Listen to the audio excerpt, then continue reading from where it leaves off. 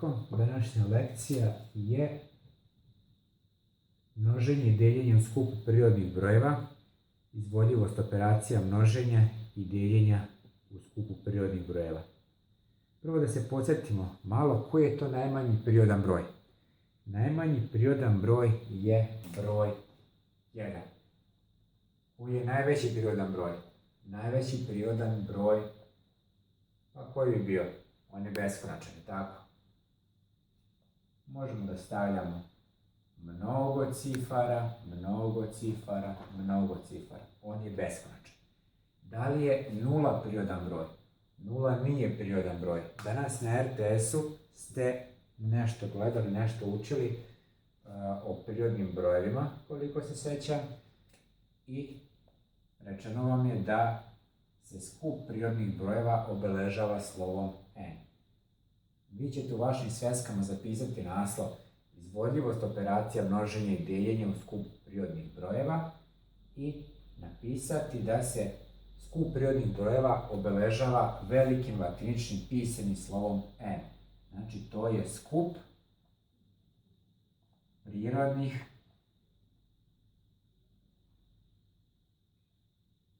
brojeva.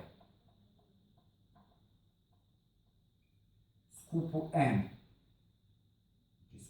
n pripadaju koji brojevi? Rekli smo 1, 2, 3, 4 i tako dalje do plus beskonačno. Još jednom da ponovimo, 0 nije prirodan broj. Ono što nas zanima jesu svojstva operacija. Kojih operacija? Sabiranja, oduzimanja, množenja i deljenja u skupu prirodnih brojeva. Ovdje je najbolje da napravite pauzu, zaustavite video i prepišete prvo ovo. Kada prepišete, pustite video dalje.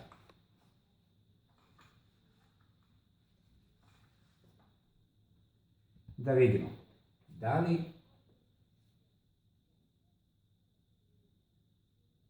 u skupu prirodnih brojeva, da li je uvek izvodljivo sabiranje. Da probamo. 2 plus 4 je jednako 6. Hajde probamo. 14 plus 136 je jednako koliko? 6 plus 4 je 10, 0 pišem, 1 pamtim, 3 plus 1 su 4 i 1 su 5 i prepišem 1. To je 150. Kao što vidite, bilo koja dva prirodna broja, kada saberemo, mi uvek dobijamo šta? Dobijamo prirodan broj. Zaustavite video i prepišite. Da vidimo da li je isti slučaj sa oduzimanjem. Ukoliko oduzimam 3 manje 2 jednako 1, 3 je prirodan broj, 2 je prirodan broj, 1 jeste prirodan broj. Ali, šta ako oduzimam 3 minus 3 ili 3 minus 5? Da li ću onda dobiti prirodan broj? Pa, mislim da neću. 3 minus 3 je 0, 3 minus 5, to ćete tek učiti kada dođete u 5. razred, rešenje je minus 2. Kao što vidimo, ne može. Šta zaključujemo? Pa zaključujemo da je oduzimanje u skupu prirodnih brojeva izvodljivo samo ako je umanjenik veći od umanjioca. Samo tada. Prepišite to. Znači, još uvek vi ne učite ovaj ovdje deo, ali da se upoznamo sada, treba će vam to u 5. razredu. Ako ste prepisali, da pređemo na množenje. Šta je sa množenjem?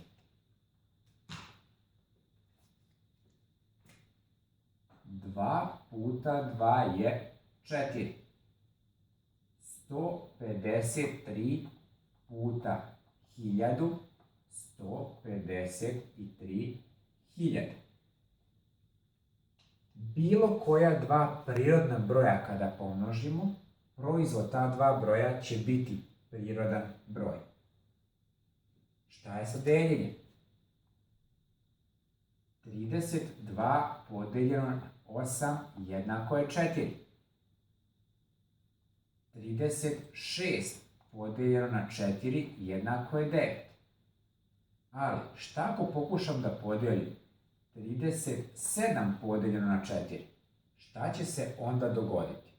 Pa 37 podeljeno na 4, koliko najviše puta 4 se sadrži u broju 37?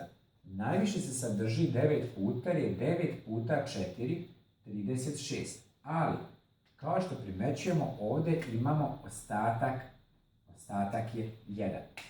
Nešto kasnije radit ćemo deljenje sa ostatkom. O tome smo već govorili nekoliko puta na času, ali ćemo to da provežbamo još jednom. Operacija deljenja u skupu prirodnih brojeva jeste moguća, jeste izvodljiva, ali samo ako je deljenik deljiv deliocem. Ukoliko nije deljiv, kao što je slučaj ovdje 37 podeljeno na 4, nije deljivo, 37 nije deljivo sa 4, ili u prevodu jeste deljivo sa 4 sa ostatkom 1. Ukoliko se pojavljuje ostatak, govorimo da nije deljivo i u tom slučaju operacija deljenja nije izvodljiva u skupu prirodnih brojeva. Ovu teoriju vama niko neće tražiti u tom smislu da vi znate sada meni nešto posebno, da je objasnite, da vas pitam definiciju i sl. Ali trebali bi ovo da znate zbog vas, da u zadacima prepoznate, jer nekada će vam se dogoditi da ćete raditi kilometarski zadatak i umjesto da ga završite u 2 koraka, vi zbog toga što ne znate ova pravila radit ćete uporno raditi 2, 3, 5 ili 10 minuta i na kraju ćete se zbuniti i ostavit ćete tako nerešen zadatak i ostaće neurađen, odnosno netačan. Zbog toga vam uvek kažem šta je poželjno znati.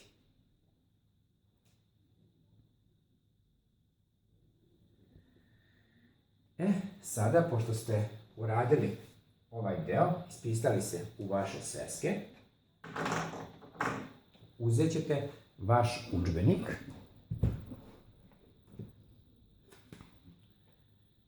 otvorit ćete stranu 98. Izvodljivost operacija množenja i deljenja u skupu prirodnih brojeva.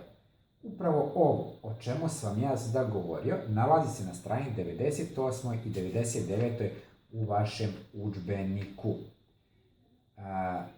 Sada pročitajte 98. stranu, zatim rešite prvi zadatak, drugi zadatak, treći i četvrti zadatak u vašim sveskama.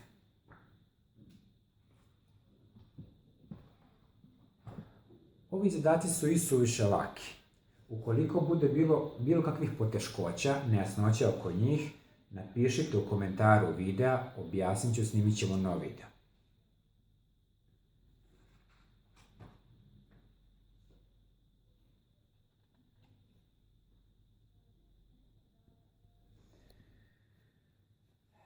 Neki ovo posmatraju kao novu lekciju, zove se deljenje sa ostatkom, ali mi smo to već ranije radili. Ja ću vas sad podsjetiti još jednom kako se to radi. Pošto sada nemamo u ovim uslovima mnogo vremena da se bavimo nekim stvarima, ja vas molim da vežbate, dobro uvežbate, jer pre svega vezano je za obično najobičnije deljenje koje ste, nadam se, do sada već svi savladali. Uzet ćemo primer. Primer iz radne sveske. 1627 podeljeno na 9. Hajde sad da vidimo kako se to radi. 1627 podeljeno na 9, uzet ću više boja kako bih vam lepše to pokazao. Najobičnije deljenje. Kako se deli? Deljenje je jedina računska operacija koja se radi sa leve strane u desno. 1 podeljeno na 9 ne može. 16 podeljeno na 9 koliko puta može? Koliko puta se 9 može smestiti u 16? Rekao sam, ukoliko ne znate napamet da odredite sa strane, pokušajte pomnožiti. 9 puta 1 je 9. 9 je manje od 16, znači može jedno. 9 puta 2 jednako 18. 18 je veće od 6, znači ne može 2 puta. Najviše može jedno. Povratna. 1 puta 9 je 9. Podvučemo, oduzmemo. 16 manje 9 jeste 7. Šta radimo sljedeće? Sljedeće što radimo, znači ponavljam sada dijeljenje kompletno, sljedeće što radimo, spuštamo dvojku. 72. 72 podeljeno na 9 jesu koliko? 8. To znamo tako što znamo tablicu množenja i tablicu dijeljenja napamet. Ovdje se javlja poteškoće kod mnogih učenika jer nisu savladali, nisu naučili tablicu množenja i dijeljenja.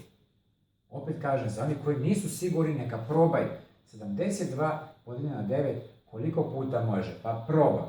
Probam recimo 9 puta 7.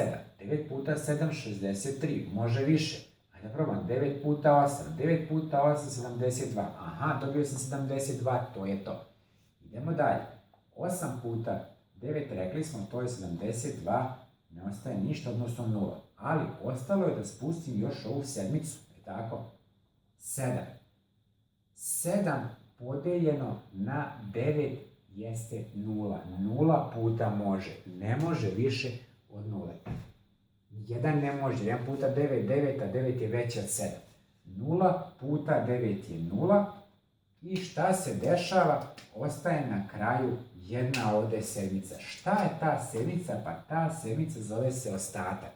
1627 podeljeno na 9 je jednako 180 sa ostatkom 7. U zagradi samo upišite taj ostatak.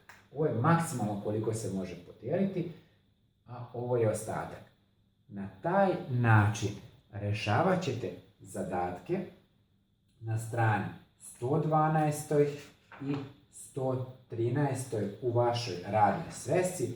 Na strani 114. ostaje još 9. zadatak koji također treba da uradite do naslova svojstva operacija množenja i dijeljenja.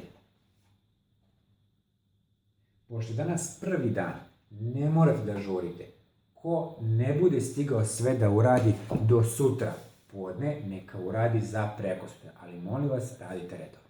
Vidimo se.